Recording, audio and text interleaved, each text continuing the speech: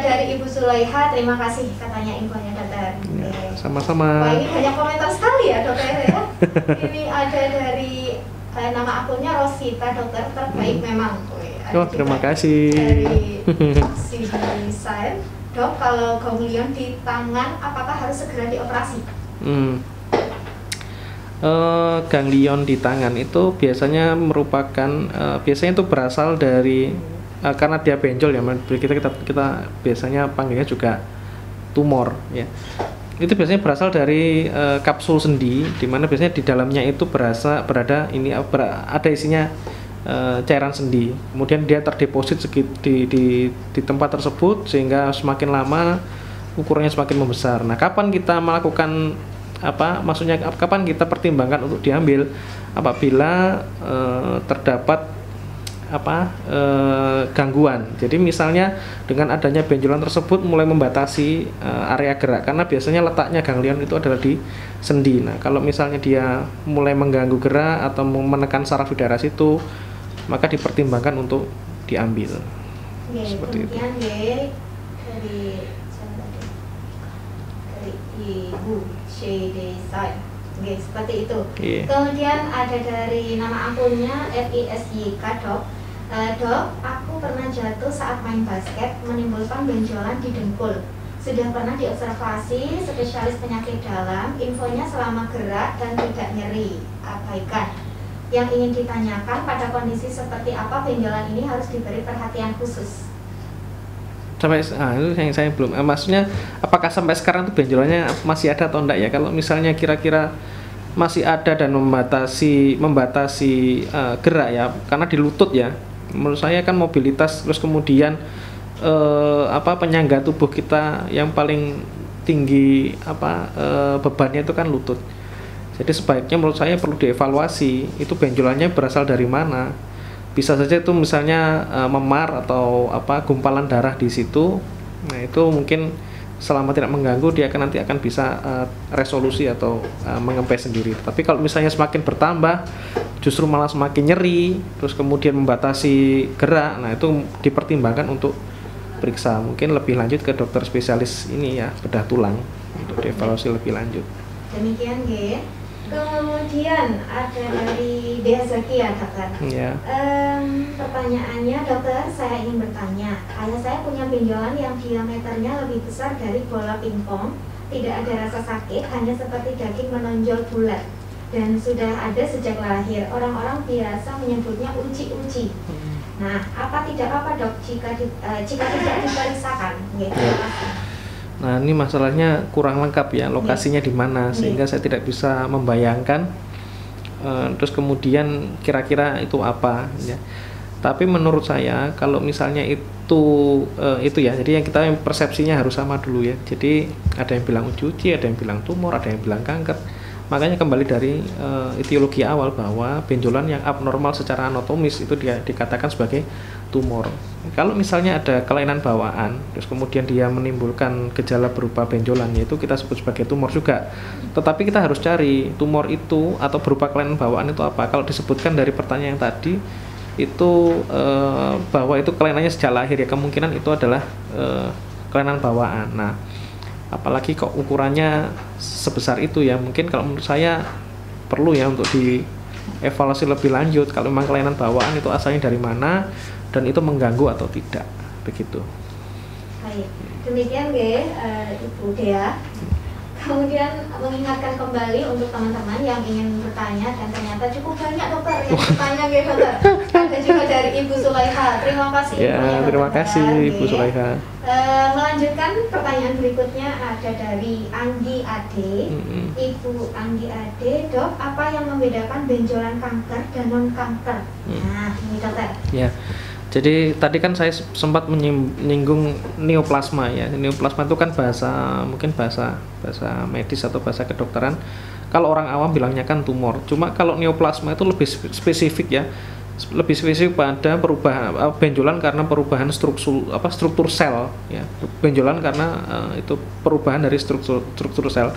Struktur sel tersebut mengakibatkan mutasi ya. Mutasi itu mengakibatkan perubahan struktur sel di mana dia bertambah menjadi lebih banyak, sehingga akhirnya kita munculnya gejalanya benjolan dan kita awam menganggap menyebutnya sebagai tumor.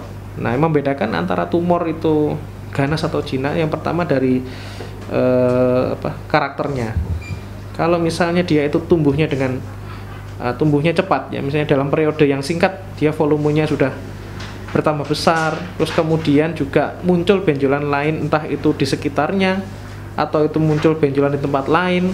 Nah, itu berarti ada penyebaran dari sel tersebut. Jadi yang membedakan sel ganas dan sel jinak itu, kalau sel ganas itu dia kemampuan untuk bereplikasinya itu tinggi. Jadi dia itu mampu memperbanyak diri ya tanpa ada yang bisa mengendalikan. Nah, sehingga tumbuhnya akan semakin cepat. Tapi kalau misalnya tumor jinak ya mungkin dalam periode bulan atau tahun itu tumbuhnya cuma segitu-segitu aja, mungkin 1 mili 2 mili. Tapi kalau tumor yang ganas atau kanker itu pertambahan ukurannya itu cepat sekali. Itu yang pertama. Terus yang kedua, kalau yang tumor ganas atau kanker itu dia punya kemampuan untuk menyebar, makanya apakah di sekitar benjolan tersebut muncul benjolan lain atau juga dia bisa metastase jauh, misalnya ke otak, ke paru-paru, ke hati. Nah, itu yang membedakan antara ganas dengan jinak, dan itulah yang mengakibatkan misalnya kematian itu biasanya karena sudah metastasis gitu. Demikian ada lanjutannya juga dokter dari Danggraini 98. Dok, di ketiak kanan ada benjolan, kadang hilang, kadang muncul nyeri gitu dok. Nah, ini tidak ada pertanyaannya dokter. Iya. Ya, gimana? Kalau muncul itu kemungkinan besar mungkin ini ya kelenjar getah bening ya, karena salah satu tempat poolnya kelenjar getah bening sebenarnya di ketiak ya, baik ketiak kanan maupun ketiak kiri. Nah, kalau meraba benjolan di ketiak sebelah kanan itu sebaiknya kita evaluasi juga, maksudnya payudaranya ya. Jadi mbaknya itu bisa periksa payudara di tempat yang tadi kan ketiak kanan ya, coba dievaluasi payudaranya yang kanan, apakah di situ dia muncul benjolan atau tidak. Karena beberapa benjolan atau neoplasma itu dia bisa penyebaran secara lokal di kelenjar getah bening regional. Salah satunya ya kalau misalnya di payudara, regionalnya berarti di aksila atau di ketiak. Nah, makanya rutin sebaiknya untuk perempuan itu diperiksa. Sebenarnya nggak perempuan ya, laki-laki pun juga seharusnya memeriksa ini payudara. Jadi tangan yang sebelah kanan ini memeriksa payudara sebelah kiri ya. Jadi diangkat begini, tangan kiri diangkat, kemudian dari tangan kanan ini memeriksa mulai dari puting, menyusuri dari tengah, kemudian keluar sampai ke ketiak. Nah, begitu juga dengan yang kiri. Kita memeriksa tangannya payudara yang kanan ya, meriksa pakai tangan kiri. Nah, itu juga sama, dievaluasi dari tengah sampai ke ketiak. Nah, dari situ kira-kira kalau ada benjolan atau ada sesuatu yang lain atau perubahan struktur kulit atau keluar cairan dari puting, nah itu penting untuk segera dibawa untuk ke periksa gitu. Jadi tidak hanya di perkara benjolan di ketiak saja gitu, tapi di area. Iya, tapi di area tersebut ya. Perlu dicurigai ada sesuatu di situ. Baik, dokter. Demikian Bu. Berlanjut pertanyaan dari @rizka Deka dokter. Dok, bagaimana cara menghambat pertumbuhan tumor setelah operasi? Saya pernah operasi tumor payudara, tapi sekarang tumbuh lagi. Iya. Memang ini ya, karena terutama yang payudara itu kan erat kaitannya dengan hormonal. Jadi kita sebagai dokter itu tidak pernah menjanjikan, oh ini kalau diangkat pasti selesai, pasti tidak akan tumbuh lagi, tidak. Jadi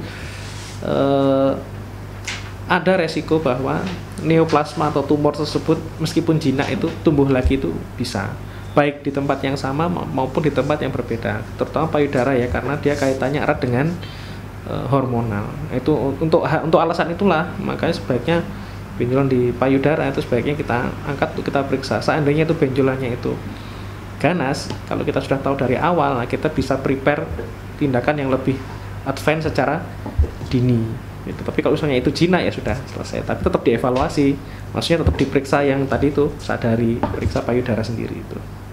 Sadari sehari, periksa payudara darah sendiri. Baik. Ada dari Bunda Lailatul. Dok, anak saya usia 9 tahun, di depan telinga ada benjolan kecil. Adanya sejak lahir, besarnya sebesar pentol korek api.